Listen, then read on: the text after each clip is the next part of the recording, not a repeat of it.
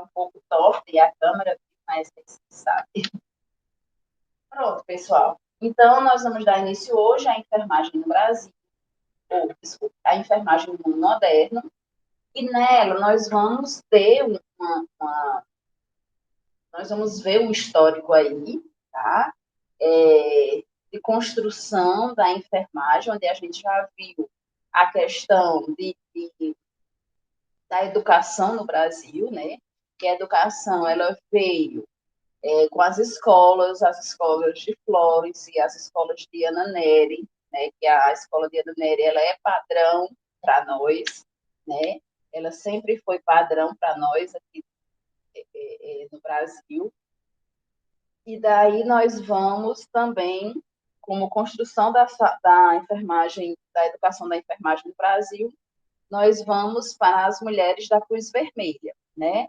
Onde as mulheres da Cruz Vermelha, elas fizeram, elas trouxeram do exterior enfermeiras para capacitar as atendentes daqui do Brasil e que essas atendentes virassem realmente enfermeiras, porque a enfermagem já atuava como profissão, né?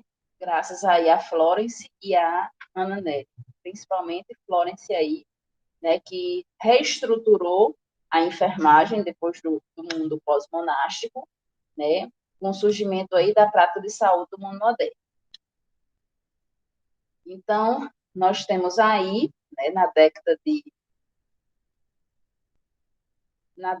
30 a 60, nós tivemos a queda do Estado oligárquico e da ascensão do governo de Getúlio Vargas, né? Tivemos a transformação no panorama econômico brasileiro com as estratégias do governo de Kubitschek e a criação de favelas e cortiços, que foi o êxodo rural. Então, nós sabemos, né, isso aí vocês podem até me ajudar, lembrando aí das aulas de história de vocês, né, a questão de no período de Getúlio Vargas, no período de Kubitschek, nós tivemos aí esse crescimento do êxodo rural, né, onde as pessoas iludidas com as cidades, né, com os grandes centros, saíram da zona rural, deixaram de plantar, deixaram de cultivar o seu próprio alimento, deixaram de criar sua subsistência, né, para virem para os grandes centros, achando que lá nos grandes centros eles iriam se desenvolver, eles iriam ter oportunidades, iriam crescer em uma profissão, né, financeiramente. E daí, quando eles chegavam nos grandes centros, nas grandes cidades, eles viam que a realidade era outra, né? Que, na realidade, muitos não tiveram a oportunidade de crescer financeiramente, não tiveram a oportunidade de emprego, tá? E agora, alguns deles não conseguiam nem voltar para a zona rural. E daí, o que é que acontecia? Eles começaram a construir suas casas em cima de morros, tá? E hoje nós temos aí o retrato, né, inclusive nessa figura que vocês veem aí, né, muitas casas construídas em cima de morros, que volta e meia a gente escuta nos telejornais, né, casas que foram soterradas com chuvas, né, por quê? Porque foram construídas em locais inapropriados, tá? E daí começou-se a criação dessas favelas, desses cortiços. Cortiços eram locais tipo prédios, né, apartamentos, onde muitas pessoas moravam e conviviam, muitas vezes dividindo um banheiro, né, dividindo um espaço, tá? E esses apartamentos eram divididos apenas para quartos, eles só tinham quartos, tá? Não tinham outro ambiente. E os demais ambientes, como refeição, eles eram todos em conjunto, certo? Então, pessoal, essa criação das favelas e cortiços que nós temos até hoje aí nos centros é o retrato do êxodo rural, é o retrato de um pensamento errôneo e as pessoas que moravam na zona rural realmente foram iludidas pelas imagens, pelos que os governantes prometiam para ampliação, para melhora da vida das pessoas, tá? E daí eles viam que a realidade, quando eles chegavam nesses grandes centros, eram outros, certo?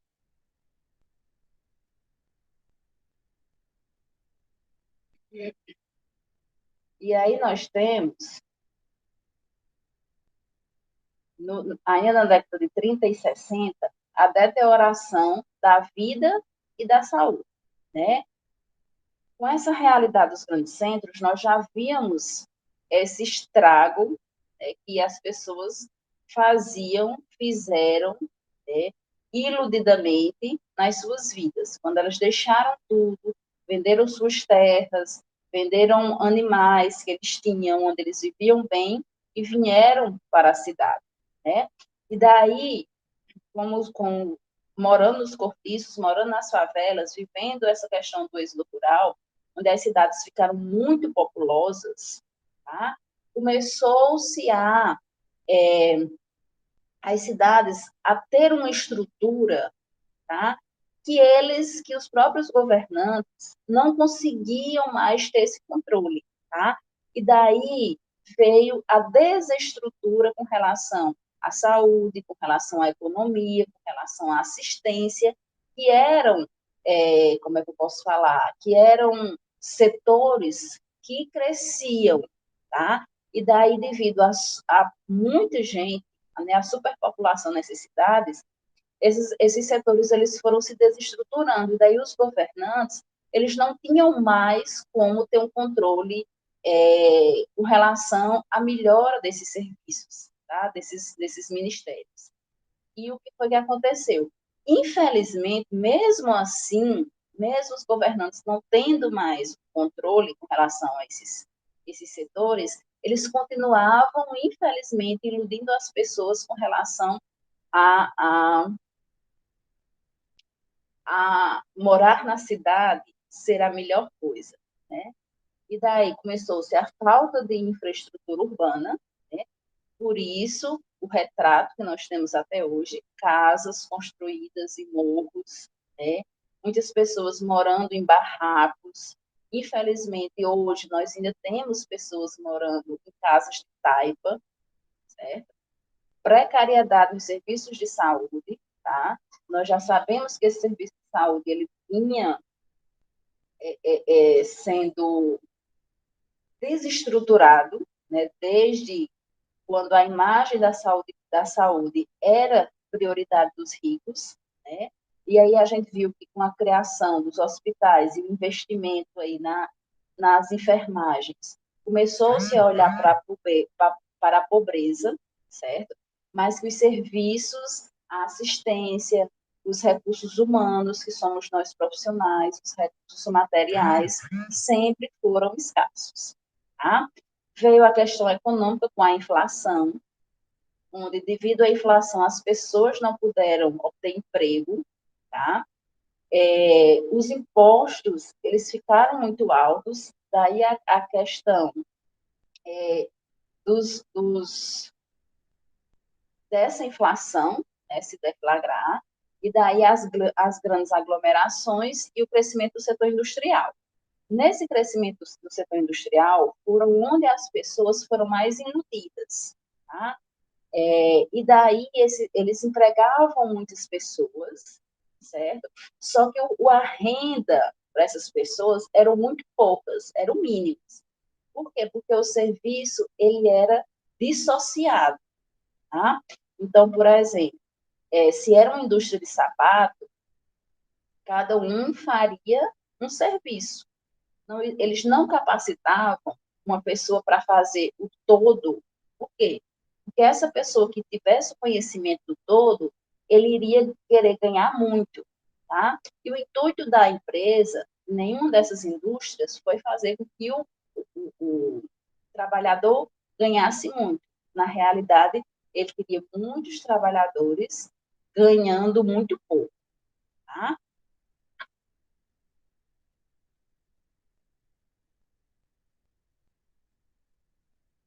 E daí nós temos, né, a criação dos programas e siglas pelo Ministério da Saúde, certo? E também na década de 30 a 60. Então, nós tivemos a questão do saneamento básico, tá? E a questão da subnutrição, né, como programas que ganharam destaque aí, né, que na realidade foram necessários ser feitos pelo Ministério da Saúde na década de 30 a 60. No caso do saneamento básico, o governo ele foi obrigado, né, a criar, a construir o saneamento básico devido às aglomerações, devido à superpopulação, né, das pessoas nos centros, nos grandes centros. Tá? E também a criação de casas, tá? Em morros, a criação dos cortiços, a criação de casas onde não existia o saneamento básico. E daí os governantes, eles foram obrigados a fazer esse saneamento básico, tá?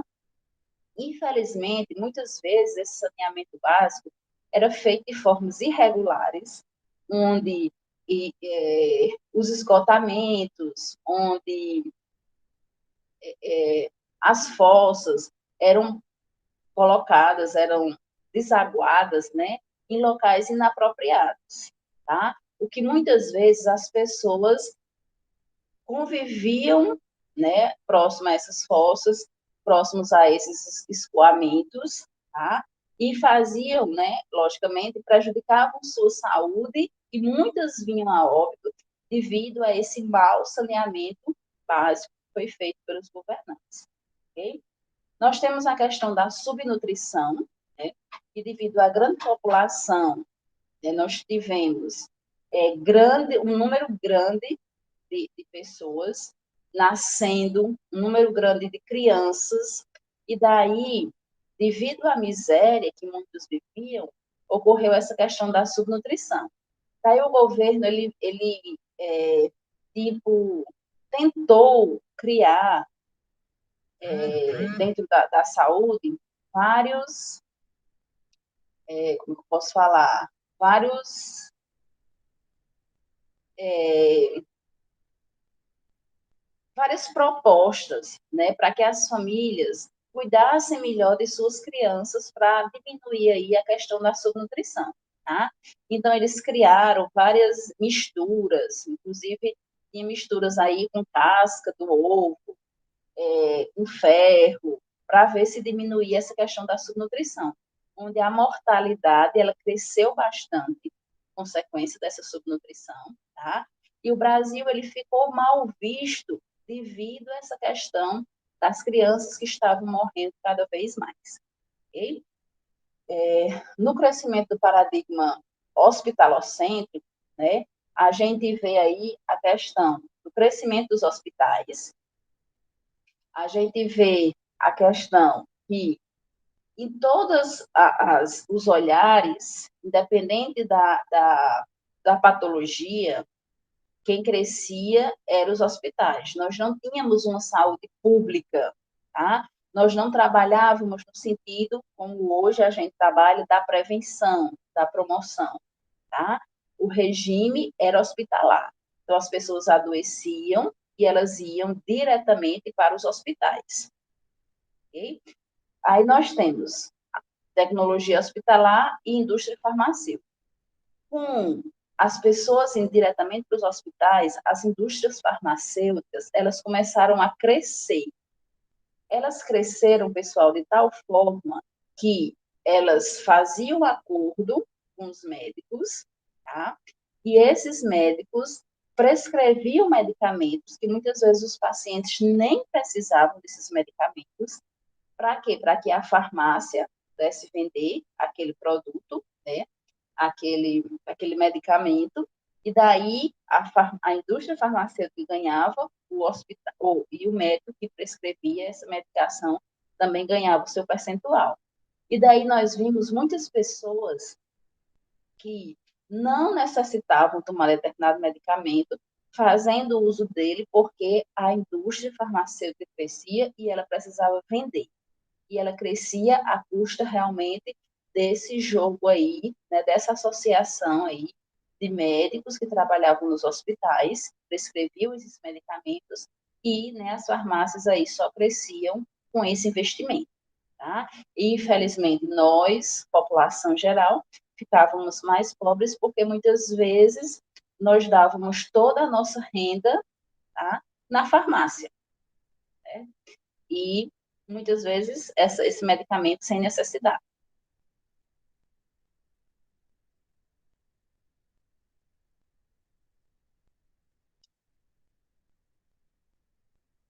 E a educação da enfermagem, ela cresce, tá? Ela cresce nos hospitais,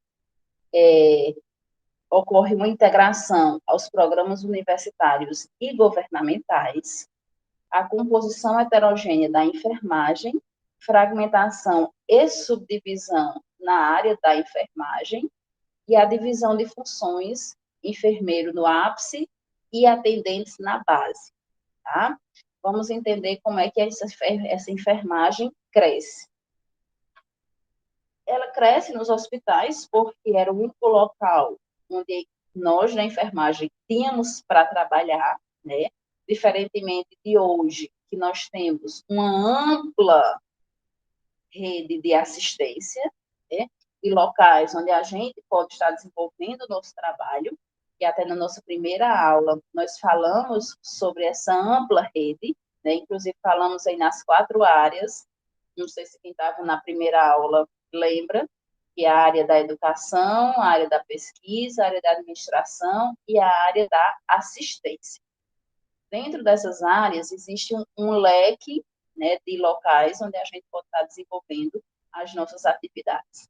Mas aí, na década de 30 e 60, nós só tínhamos os hospitais para desenvolver nossas atividades, tá?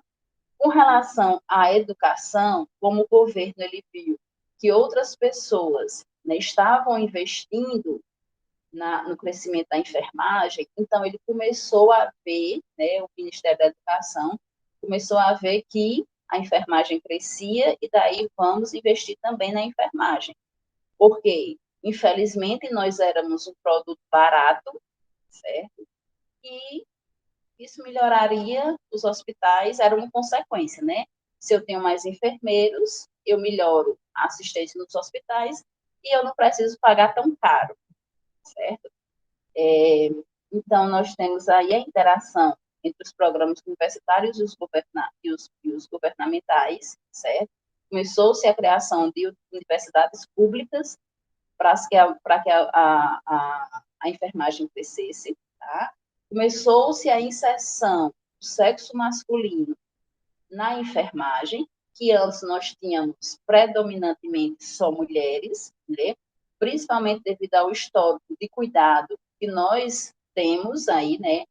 Que desde a prática instintiva, quem cuidava da saúde era a mulher, né? Era a mãe, era a dona da casa.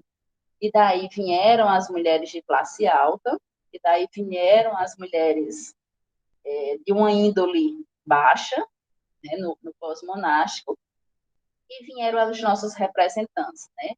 Também mulheres como Florence e Ana Neto.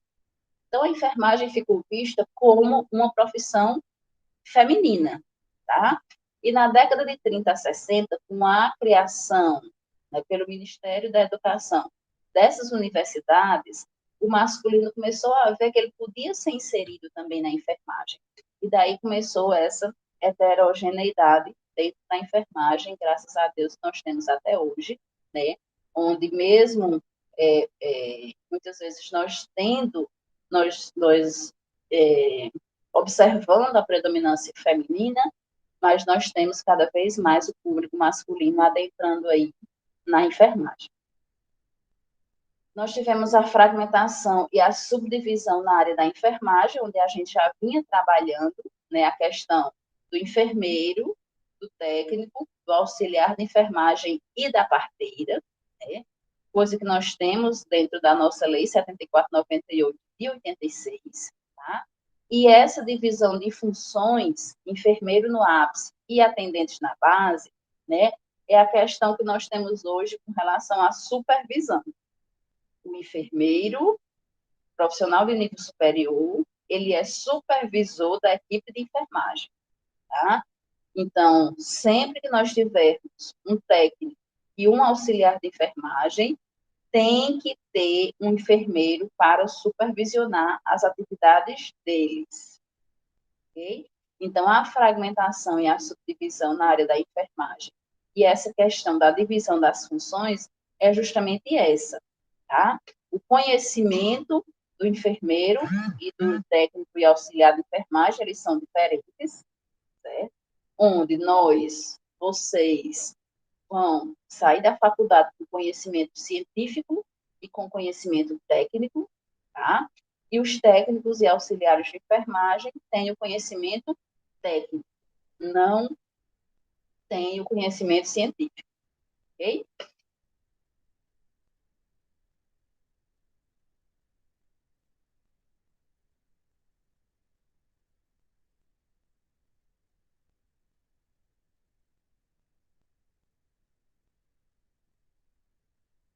E a educação, continuando aí, que a educação da enfermagem, ela cresce, né? E daí nós temos os problemas relacionados dentro da profissão de enfermagem. Que problemas são esses?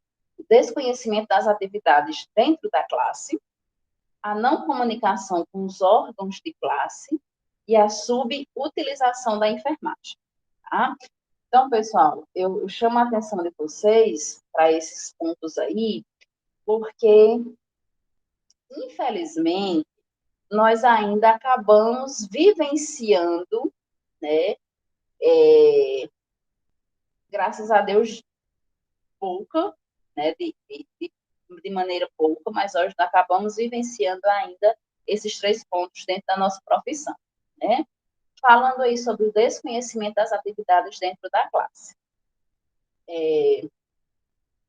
O enfermeiro, devido ele ter conhecimento científico e técnico, tá? Ele tem atividades que são específicas dele. Além de que o enfermeiro, ele ser supervisor da equipe, tá? E ele precisar, tá, ter esse conhecimento, porque pacientes que necessitam de uma observação, de um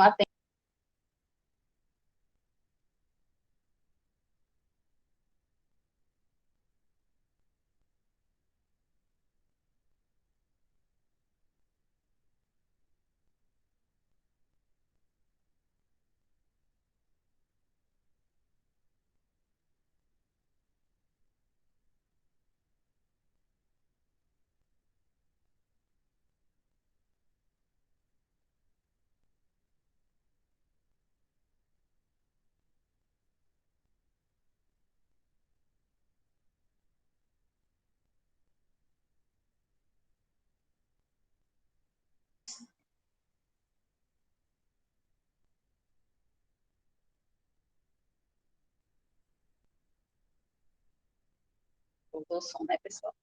Técnicos e auxiliares de enfermagem não devem realizar sonda nasogástrica, sonda nasogástrica, certo?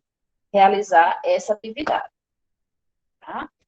Infelizmente, nós acabamos, inclusive vocês, quando entrarem no campo de estágio, vocês vão acabar se deparando com esses profissionais realizando atividades que são específicas do enfermeiro.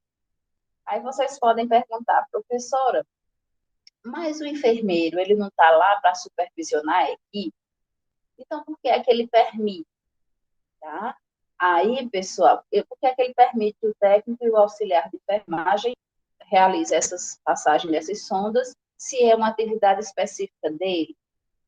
Aí é onde nós temos profissionais e profissionais, tá? E é onde o enfermeiro ele tem que se impor diante da equipe de enfermagem e permitir que os profissionais de enfermagem realizem as atividades que são de sua profissão, tá? De sua atividade, ok? Outra coisa outra atividade que é específica do enfermeiro por exemplo, curativos contaminados, curativos que exijam ferimentos que exijam alta complexidade. científica. Quem deve realizar é o enfermeiro. Técnico e auxiliar de enfermagem não podem realizar essa atividade. Por quê? Porque o enfermeiro, devido ao conhecimento científico, ele sabe o grau de contaminação, ele vai saber quais regiões estão sendo atingidas com essa contaminação, quais regiões foram atingidas nesse ferimento, a questão da pele, a questão dos nervos, a questão dos ossos, tá? E é ele que tem que dar uma assistência a esse paciente, ok? Já os profissionais técnicos e auxiliares, eles vão ficar com a parte técnica, tá? Por exemplo, eles vão fazer curativos, eles podem fazer os curativos, só que curativos que não exijam uma complexidade, um conhecimento científico, tá? A administração de medicamentos, aferição de sinais vitais, ok? Então, coisas repetitivas que não exijam conhecimento científico, tá? Que exijam apenas conhecimento técnico, ok? E isso, infelizmente, nós vivenciamos ainda hoje, certo? Essa questão de alguns técnicos e auxiliares de enfermagem estarem realizando atividades que são do enfermeiro e alguns enfermeiros, infelizmente, permitir que esses profissionais, auxiliares e técnicos, realizem essas atividades, ok? Além de que nós temos profissionais de enfermagem, seja ele enfermeiro, técnico e auxiliar de enfermagem, realizando atividades que são de outros profissionais, tá? Como nós temos aí as famosas suturas. Sutura não é atividade de enfermagem, tá? De nenhum dos profissionais de enfermagem. Sutura é atividade médica, tá? E dentro do nosso código de ética, nós somos proibidos de realizar atividades que são de outros colegas. Dentro do código de ética médico, eles que devem realizar atividades que são deles, certo? Então, nós devemos ter um cuidado aí com relação a estar realizando atividades que não são nossas. Por exemplo, nós fazíamos exercícios respiratórios dos pacientes, bem antes, tá? Hoje nós já temos o fisioterapeuta que faz isso é atividade do fisioterapeuta. Então, nós não podemos fazer atividade de nenhum colega nosso, porque cada um sabe suas atividades, tá? E deve as realizar muito bem. A não comunicação com os órgãos de classe. Veja, que o nosso conselho, ele foi criado, né, em 73, e daí nós começamos a ter um órgão que fosse responsável pela enfermagem, que é o sistema COFEN, porém, que é o Conselho Federal de Enfermagem e o Conselho Regional de Enfermagem. Antes do nosso conselho ser criado, nós éramos fiscalizados pelo Conselho de Medicina, tá? E daí não existia essa comunicação, porque para o Conselho de Medicina, nós éramos aqueles profissionais que podiam fazer tudo, tá? Tudo o que o médico mandar, certo? E, profissionalmente, nós não temos essa obrigação, tá? Então, essa falta de comunicação, ela existiu, né, quando a enfermagem ela foi fiscalizada pelo Conselho de Medicina, e ela, né, devido à necessidade, criou o seu próprio conselho, onde hoje nós temos poderes, né, com relação a essa comunicação, nós podemos comunicar com o nosso conselho, e daí receber dele, né, respostas através de portarias, de resoluções, de leis, para que a gente desenvolva o nosso trabalho de forma segura e legal. E a subutilização da enfermagem era essa visão, né, que a enfermagem ela foi criada como uma profissão que faz tudo. Não tem um profissional, manda a enfermagem. Não tem um profissional, a enfermagem faz, tá? O profissional não quer fazer, a enfermagem faz, tá? Infelizmente, devido a nós termos colegas que têm um pensamento submisso, a gente até acaba fazendo coisas que nem ele, que nós não somos mandados, né? Mas a gente já vê essa submissão em alguns colegas, infelizmente, como uma coisa bem básica, que é o enfermeiro ou técnico, o auxiliar de enfermagem, está chamando o médico em apartamento. Tá? Então, por exemplo, o médico X está de plantão, tá? E daí ele vai para o seu descanso, certo? Na hora do seu plantão. Chega aí as urgências e emergências, e daí o enfermeiro sai do seu setor, o profissional de enfermagem sai do seu setor para chamar médico que está lá no dormitório. Isso não é função nossa, pessoal. Tá? E nos hospitais existe um serviço, né, de microfonia, tá? Onde o profissional ele é chamado para ir, vocês já viram, né, quem já frequentou o hospital, já viram, né, chamando através do microfone, profissional, fulano de tal, venha para tal setor. Então, existe esse serviço, tá? Essa questão de nós irmos chamar médico em dormitório, isso não existe, certo? Isso não é função nossa, nem do enfermeiro, nem do técnico, nem do auxiliar de enfermagem, ok? Então, a gente tem que entrar no nosso ambiente de trabalho, tá? Mostrando que nós iremos realizar atividades que são nossas, certo? Não colocando atividades além, tá? E a questão, pessoal, da imposição. E daí a gente passa para a década de 70 a 80, onde nós temos o crescimento da classe operária, né? Veja que quando a gente viu, a gente falou da questão das indústrias que cresciam e pagavam pouco, né? Devido à separação dos serviços, o crescimento da classe operária, vem a questão de que se aquele trabalhador ele está se desenvolvendo bem, então eu vou capacitar esse trabalhador. Tá? Então, aí na década de 70, 80, as indústrias elas já começaram a ver que eu posso capacitar o meu trabalhador, tá? Eu posso capacitar o meu operário, e ele pode fazer além do que ele estava fazendo. Então, houve aí esse crescimento da classe operária, por quê? Porque o trabalhador ele começou a ser visto, porque a indústria ela viu que o meu trabalhador ele é importante, tá? E se eu continuar fragmentando o serviço, eu vou começar a ter perdas. Tá?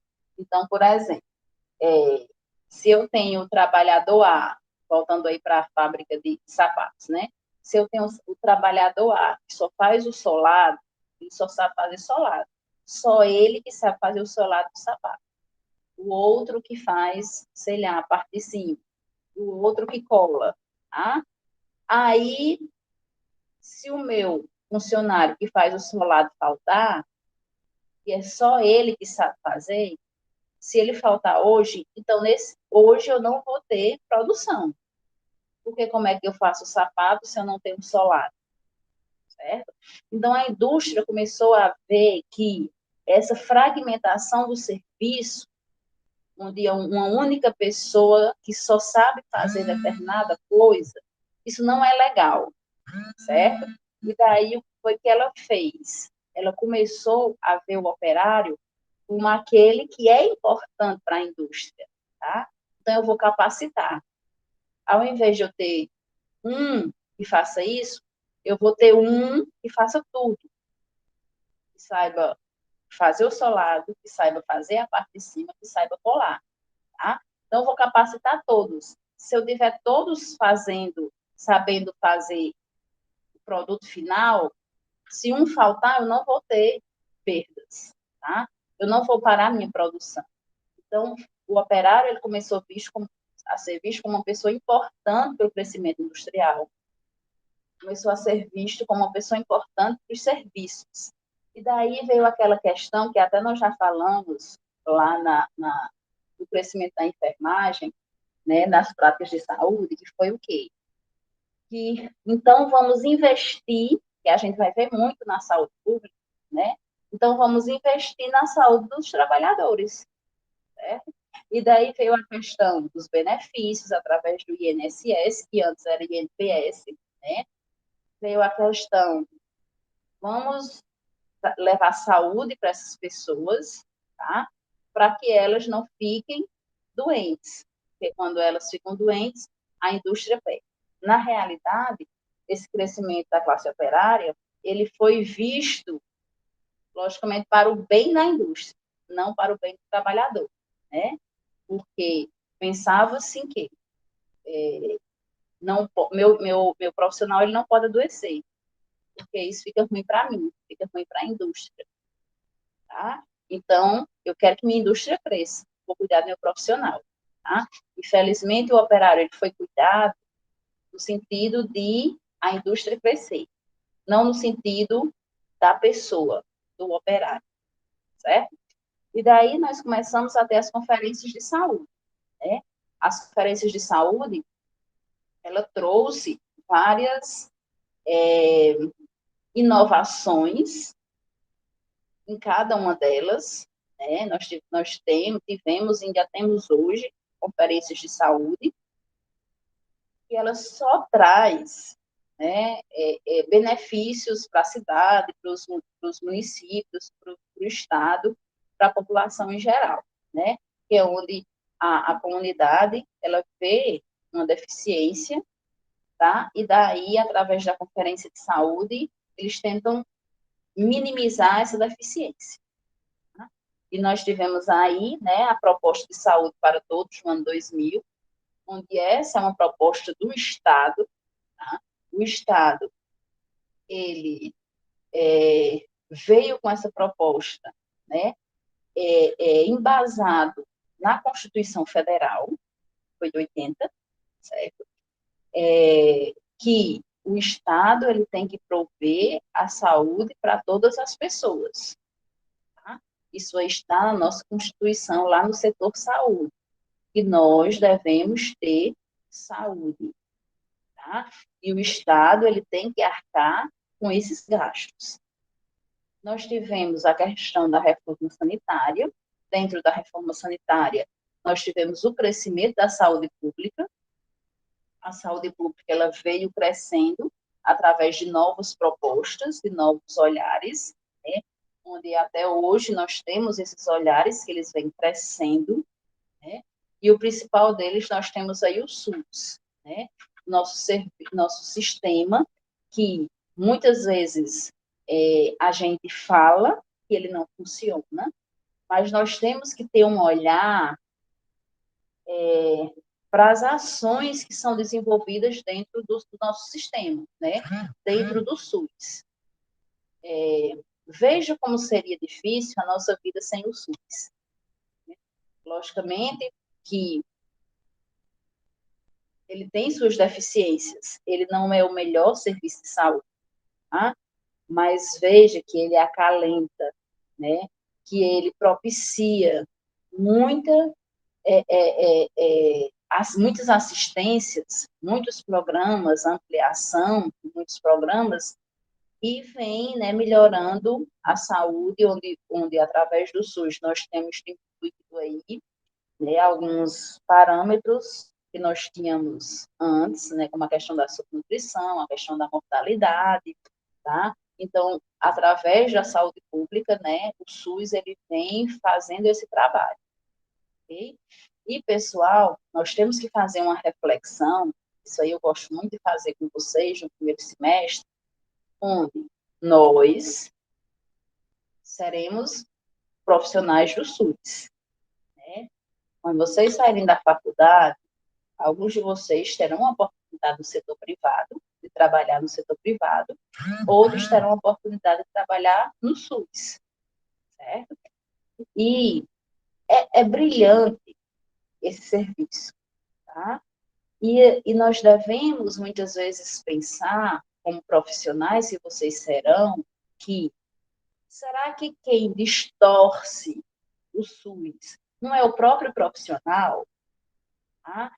Então, será que não é uma deficiência nossa enquanto brasileiros, que a gente dá sempre um jeitinho em tudo, né? Será que quando um profissional que está lá no posto de saúde, ele guarda uma vaga para outra pessoa, ele não está beneficiando essa pessoa? Tá? Então, quem está distorcendo o SUS? Não é o profissional? Né?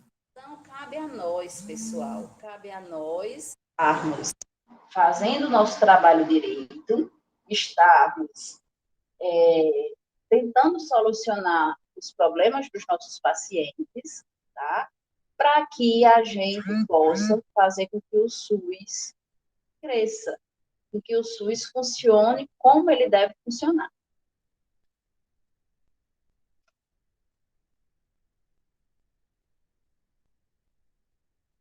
E daí nós temos, né, as mudanças nos currículos de enfermagem.